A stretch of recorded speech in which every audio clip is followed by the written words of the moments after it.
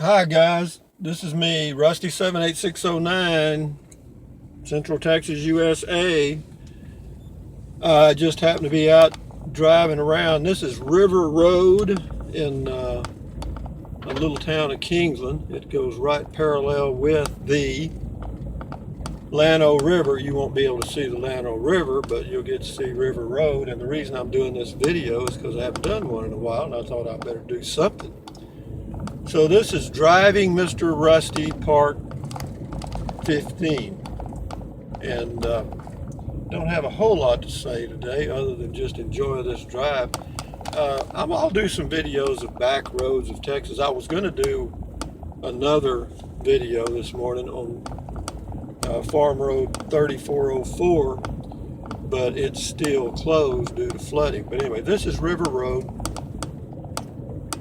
in Kingsland, Texas. This is June the 7th, 2016 at about 10:45 a.m. Central Standard Time. It is perfectly clear, dry after the flooding, and about 82 degrees, not bad.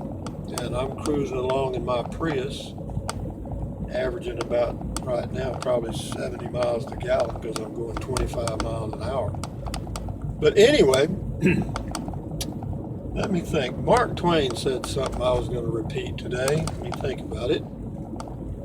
Oh, here it is. He said, Mark Twain said this in the late 1800s in a book I read. I've read a lot of Mark Twain books, and I recommend them to anybody that's interested in good literature. Mark Twain said that religion was believing what you know isn't true. Religion is believing what you know ain't true. Well, if you ponder that one for a while, because there's a lot of truth in that. And what else did I hear? Oh, I watched a documentary yesterday about Janis Joplin. She was born in 1943 in Port Arthur, Texas. Ended up out in California doing drugs heavily, and was a fairly good singer. I mean, she put so much into her performances that I don't see how she lived as long as she did. I think she died at the ripe old age of 27. But in one of her interviews I was listening to, she said something that I thought was borderline genius. She said, "Don't bullshit yourself." Pretty interesting. Don't bullshit yourself. Pretty powerful. How many times do we do that? I do it a lot. I do it, well, not a lot, but I do it. Here we go down River Road. It's a pretty little drive through here. This is in Central Texas, probably 25 miles from Llano. That little mountain straight ahead that you can see, they call that mountain Pack Saddle. And the reason it's called Pack Saddle Mountain is because years ago they used to have what was called a pack saddle to haul stuff on. And they used lumber, and they made like an X in two places on the saddle, and made a pack saddle out of it. And somehow or another, this mountain in front of me here reminded the old settlers of this area of that pack. From a distance, it looked like a horse with a pack saddle on its back. And just to show you how history can be distorted, many years later, up till about 80, they built a golf course up here I don't remember what the original name of it was, but when I came up here, the name of the golf course was Pack Saddle because of Pack Saddle Mountain.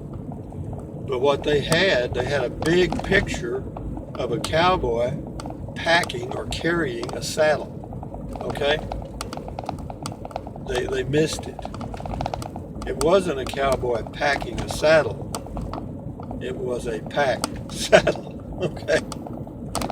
But anyway, that sign was there for years, and now the golf course has been taken over by new owners again, and now it's called Lighthouse. And they actually built a lighthouse, which I thought was very, very interesting. In fact, I may drive over there and show it to you. It's on the way. And I'm just burning daylight. Just burning daylight. I was thinking about taking a camping trip in my Prius, but don't bullshit yourself. I'm age 70, and I've done it. I've spent about 55 total nights in my Prius, and it's okay, but again, don't bullshit yourself. Camping, whether you're in an RV or whatever, an RV, of course, it's just like you've got your home with you, but I promise you, you're out of your element all the time. You don't know where you are. You don't know where the best places to eat are, to get gas, get groceries, get ice, whatever you need. If you were in the Prius like I was for a while, I also had an RV, as most of you know. And the Prius, when you're outside, the insects, they look at you like a Walmart and a grocery store combined, and a restaurant. You're everything. And believe me, they take full advantage of it. Biting flies, mosquitoes, no-see-ums. Those are the worst. No-see-ums. God dang, they'll get in your hair. And anyway, you can't hardly see them. The reason they call them no-see-ums is you can't see them. Hardly. You can skylight them every now and then, get down and look up in the light, and you'll see them. They're like gnats, only smaller. Anyway, so that the pleasures of camping are not all they're cracked up to be. And so my camping days, whether in a Prius or RV, are probably winding on down. I mean, do I have the energy to do it? Yeah, I feel great. Exercising every day and eating right makes me feel good. I mean, I feel like one. It's just that I know the reality of what happens when you get out there. I mean, first of all, like in the summertime, hell, everywhere you go is crowded. Everywhere you go is crowded. And that's not much fun. And, some places you'll have planned to go camping, and I had this happen several times. I never made reservations because I was never sure where I was going to end up at any given day. So I never made reservations. But, so there I would just arrive at a site, state park, national park, Bureau of Land Management, Corps of Engineers, public land or whatever, and there would be no place to camp. There's the sign, Lighthouse Country Club. We're here, babe. We're here. We're very close anyway. It's a good, I used to live right up here close to the golf course on a street called Hermosa. Hermosa in Spanish means beautiful or pretty. If a view is hermosa, or a lady is hermosa, she's pretty. And it was okay. I had a golf cart in a little storage building that I had on the property, and I'd get up in the morning and drive my golf cart over to the golf cart over to the golf course and play a few holes, or 18 holes. I was a member, and it was okay. I just, like everything else, after you've been retired several years and you've played golf for several years, you get burned out on it. Here's the entrance right here. Lighthouse, memberships available. You can bet on that. Premier home sites, 20,000 and up. pretty well restricted though, so if you buy one, be damn sure to read about these restrictions. Here we go, right here. You see the lighthouse they built? I'll drive up there so you can see it. The stupidest thing in the world. The guy that owns this thing now has a little bit more money than brains. And anyway, that's the lighthouse. That was not there. That building there used to just be a little office place. They had a big swimming pool. Now they got a fountain. Here's look at these old men. I used to be. Well, look at him. He can't even put his scorecard in his pocket. Yeah, look at them. Boy, they just finished. They're all wore out.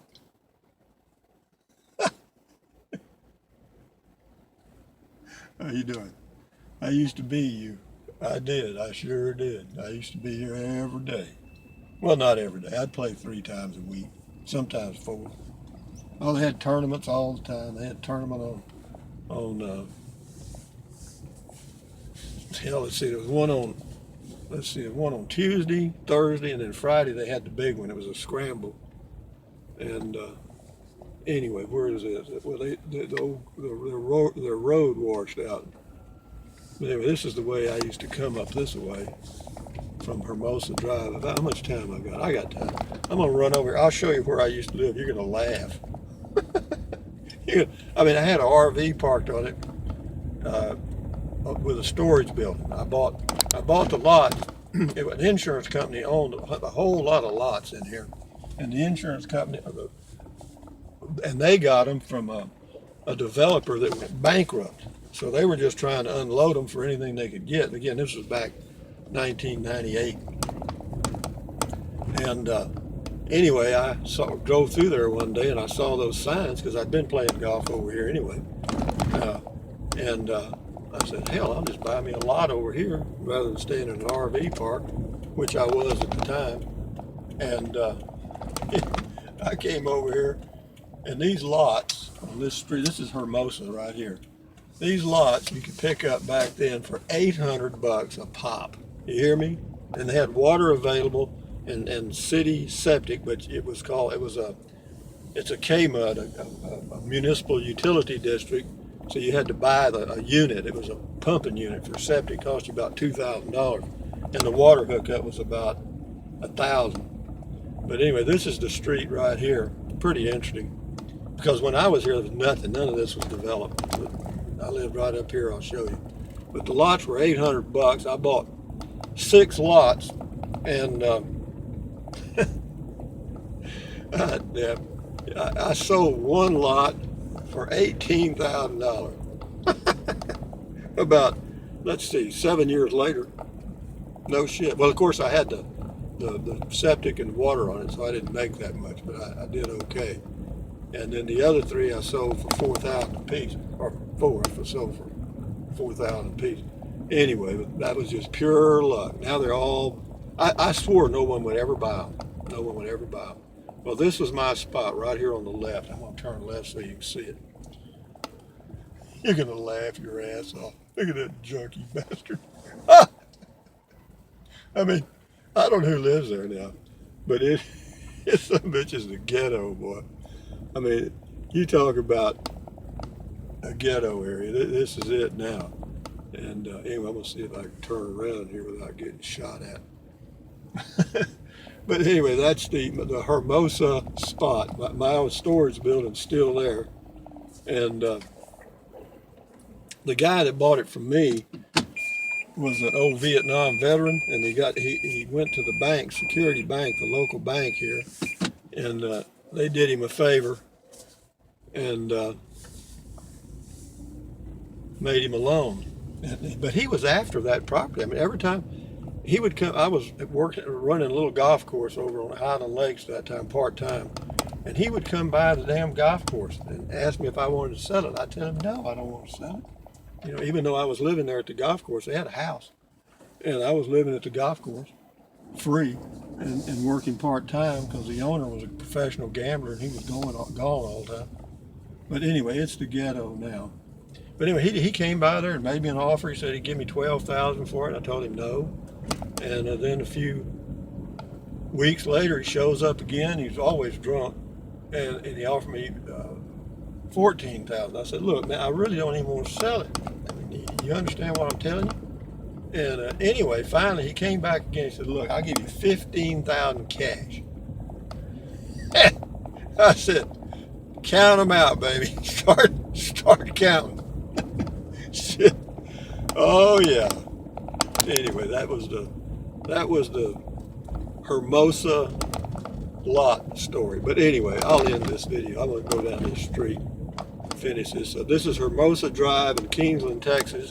All these houses you're seeing here, when I bought in 1998, there wasn't a one. You could have bought all these lots, all of them, for $800 a piece. In fact, if you bought 10 or more, they dropped the price to $500.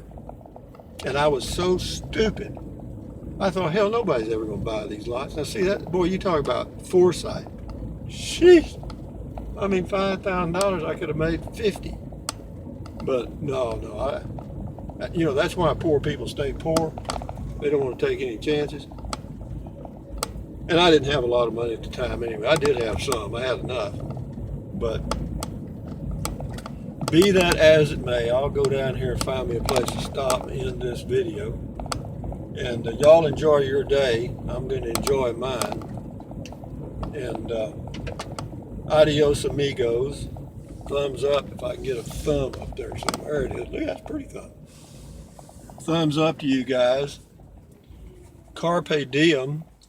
And bye-bye.